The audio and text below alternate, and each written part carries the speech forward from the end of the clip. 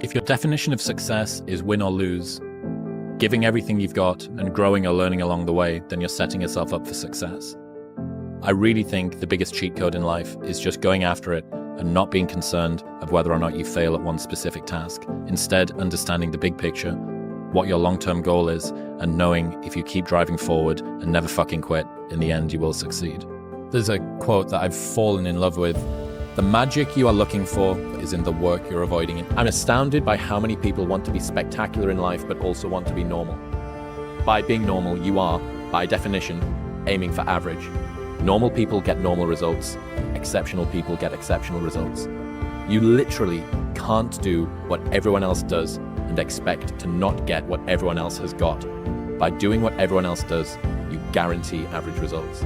You say, the emotionally immature man seeks out motivation to do something hard one time. The emotionally mature man uses discipline to do something hard 1,000 times. Discipline eats motivation for breakfast.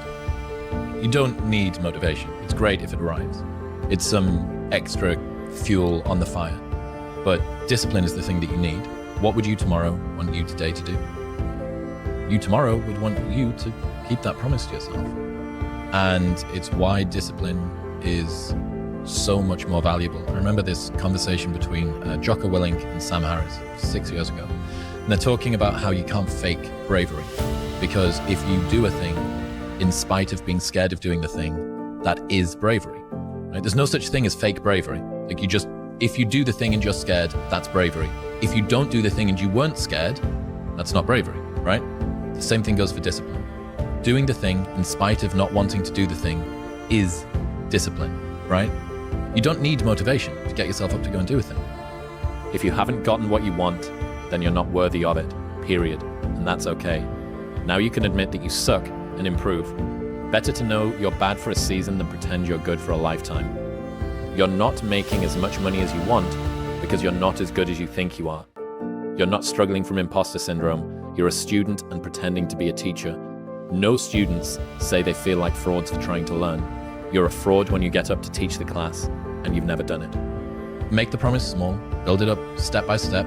Know that you are going to have setbacks, and this is my favorite rule from James Clear, which is a habit missed once is a mistake. A habit missed twice is the start of a new habit. Never miss 2 days in a row. So ideally, go for a month, build it up. But after that, if you ever miss one day, go, okay, mistakes are going to happen. Tomorrow I double down. Tomorrow I go on time, absolutely perfect. I'm straight up out of bed, or I go to the gym, or I walk the dog, or I do my meditation or whatever. And that's a good heuristic. Stops errors snowballing into new habits. Control freak is a word people with low standards use to describe people with high standards. You're not a control freak. You just want it done right the first time. You're not anxious. You care. Do not expect mediocre people to support world-class goals. We don't rise to the standards we have when others are watching. We fall to the standards we have when no one is watching. The only work that really matters is the work that no one sees. It shows you who you really are rather than who you say you are. This is from Mark Manson. Why I hate being around negative people. Being an asshole is a weak person's idea of strength. Complaining is their connection. Never let yourself be held back by other people's fears. People criticize what they were afraid to do themselves because bold action reminds them of their own inaction. If you're afraid to be criticized, why do you care about the opinions of those who are too timid to do it themselves?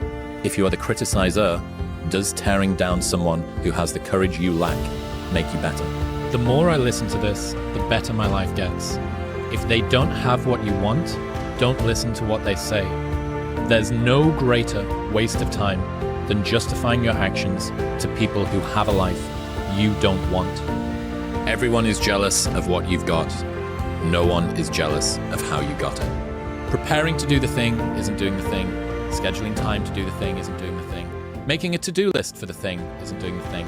Telling people you're going to do the thing isn't doing the thing. Messaging friends who may or may not be doing the thing isn't doing the thing. Writing a banger tweet about how you're going to do the thing isn't doing the thing. Hating on yourself for not doing the thing isn't doing the thing. Hating on other people who have done the thing isn't doing the thing. Hating on the obstacles in the way of you doing the thing isn't doing the thing. Fantasizing about all of the adoration you'll receive once you do the thing isn't doing the thing. Reading about how to do the thing isn't doing the thing. Reading about how other people did the thing isn't doing the thing. Reading this essay isn't doing the thing. The only thing that is doing the thing is doing the thing.